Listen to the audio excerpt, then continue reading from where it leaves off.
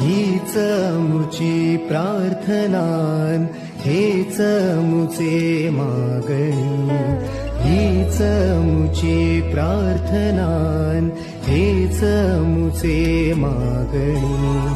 माणसाने माणसाशी माणसासम वागणे.